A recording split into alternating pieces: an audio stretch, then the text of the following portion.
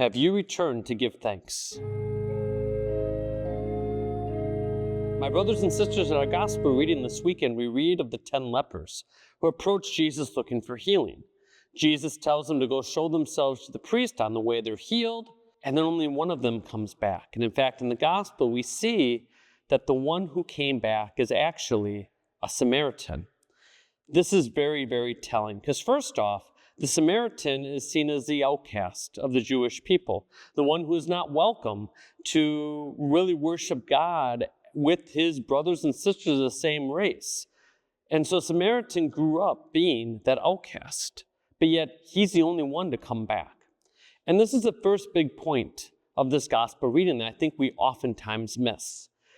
Our world today tells us that if you have had an experience of abuse or being singled out, then you can define yourself as a victim or somehow revel in that identity. But notice in the gospel, it's different. Jesus is showing us that our own experience of the malice of humankind helps to open us up even more to God's generosity and to give thanks.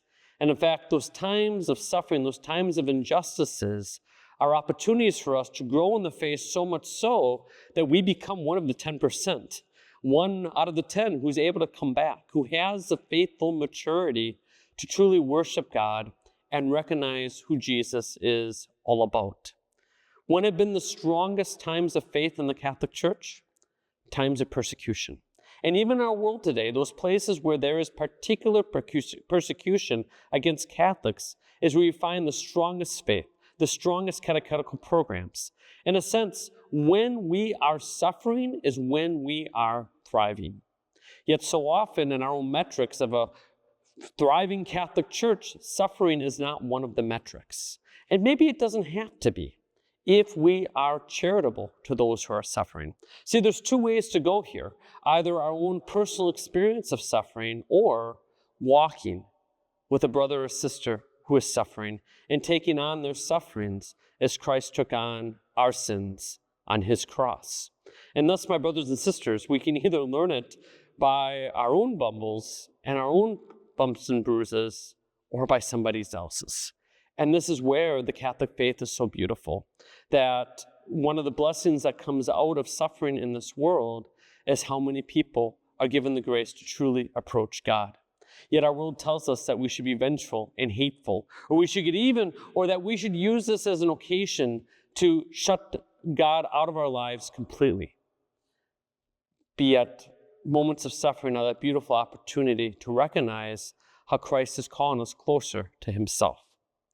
Another big meaning of this parable and experience of Jesus is how 10% came back. And of course, we know in the Catholic Church, we have the devotion of tithing, giving 10% of our time, talent, and treasure to God.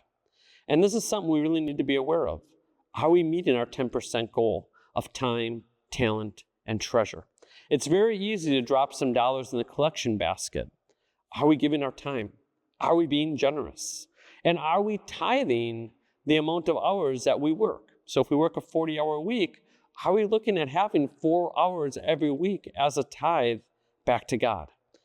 And just think of what we can do in someone else's life, or how we can build up the faith with those 4 hours. I'm so blessed, and my parish is here, how many people are tithing with their time and their talent, and being catechists and helping the poor, and really being a brother and sister working with our choirs. It's amazing how many people with that 10% are able to do such beautiful things in the church. But this is where, my brothers and sisters, the Lord wants to richly bless those who come back. That Samaritan was so blessed with that second encounter of God. Yeah, all 10 were healed, but only one was truly reconciled with Christ because he came back. Why don't we see more miracles in our world today? I think it's because we're that 90%. God knows if he brought great healing to everybody, that would be the end of the Catholic Church. Because so many people only pray when they need something. So many people only pray when there's distress in their life. And if there wasn't any of that, they would be gone. This is a big challenge for us. Do we only pray when we need something? Are we only humble and prayerful when we're in need? Or are we able to pray in the good times and the times of bounty and blessing. In fact, pray even more during those times, recognizing the great gifts that God has given to us to be shared generously. So my brothers and sisters, this parable today is so much more for us than just a story of 10 lepers being cured. The last point, to give thanks in Greek is the word Eucharist. The word Eucharist literally means to give thanks. The leper Eucharisted with Christ and coming back and giving thanks to him. And this is a big thing that so many people miss. I think it feels like 10% of humanity maybe goes to church these days. That's the numbers we're talking about. We're all made to come back and to give Eucharist, to give thanks. And for us, the leprosy of our day isn't physical ailments. It's the sin, the shame, the feeling of unworthiness, the feeling of hopelessness. It's these things that Christ wants to heal. But we need to come to him first. We need to ask first. And then when we ask, having that desire to enter into the Eucharist, to enter into that thanksgiving, that we may live with him forever in heaven. My brothers and sisters, let us not be stingy in our tithing. Let us not be stingy in the way that we walk with one another in our sufferings. And let us not be stingy in our great gratitude for God, that we may receive the greatest healing, which comes after we give thanks in the Mass. God bless all of you. Magnificat anima mea Dominum. My soul magnifies the Lord.